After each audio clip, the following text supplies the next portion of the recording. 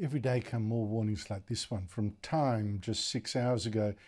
China's economic slowdown is worsening. The effects are rippling across the globe. Forget the globe. Australia is in most danger if China's economy does keep slowing this dramatically. Because get this, our trade with China is 1/3 of all our trade with the world. So if China goes under, we go with it. Joining me is the country's top foreign affairs writer, Greg Sheridan of The Australian. Greg, you wrote a brilliant piece about this on the weekend. Why is China slowing down so much, and how much can you blame that on dictator Xi Jinping cracking down on freedom? Well, Andrew, it's great to be with you. In a way, China's slowdown is kind of reassuring because Xi has reasserted a suffocating authoritarianism across Chinese society and economy, and that has undoubtedly slowed down growth. So a big society like China, 1.4 billion people, the most efficient way to allocate resources is through market mechanisms and price signals, instead of which Xi has re-emphasised the dominance of the Communist Party over the government, the dominance of the government over the corporations, the dominance of the party over the whole economy. As a result, you're getting irrational top-down decisions.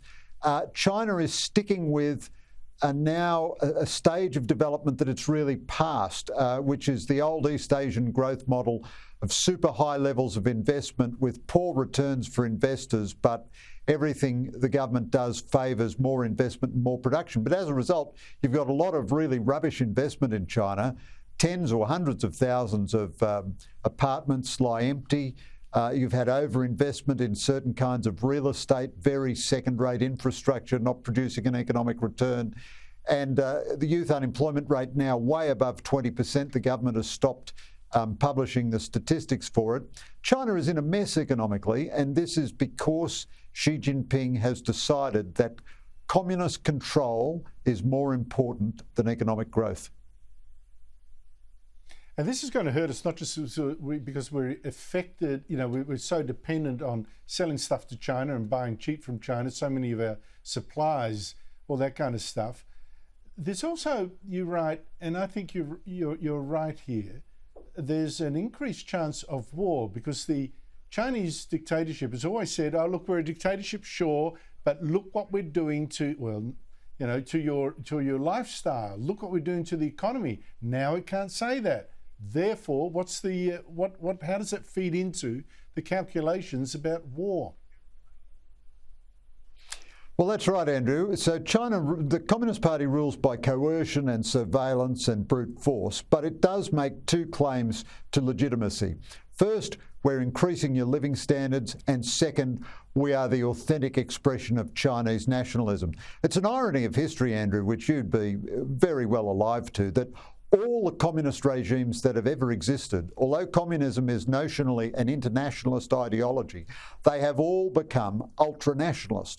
So if the rising living standards justification disappears, they will accentuate, very likely, the nationalism justification. And the key face of that will be aggression towards Taiwan. The other thing is, the Chinese people now are not having babies. Their birth rate is just above 1. Their fertility rate is one of the lowest fertility rates in the world. The Chinese people have no confidence in their future to have children, and it's too expensive to have children.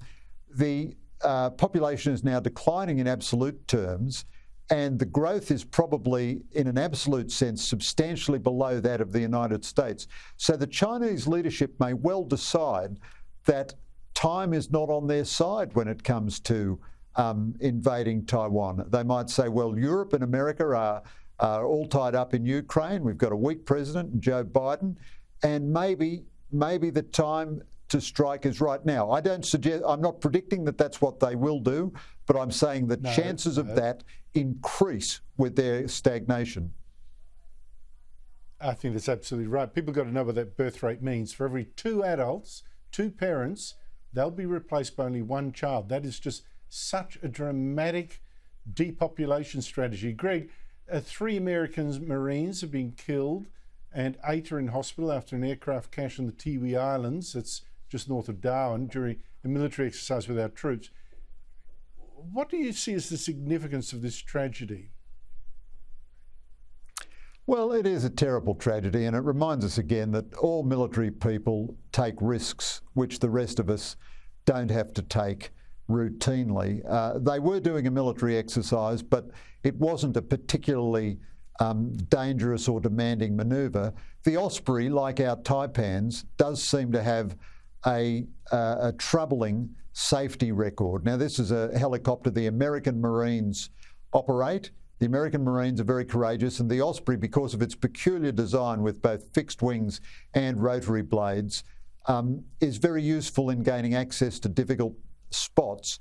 But there have been a number of fatal crashes. Not a huge number, but a very disturbing number, I think. And I'm sure the Americans will reevaluate the Osprey, just as we've decided to get rid of the Taipan. I think they'll have to reevaluate the Osprey, but our hearts go out to them. These are Americans in Australia, really, for our security. And in all of our history, there's only one nation that has sacrificed tens of thousands dead to keep us free, and that's the United States of America.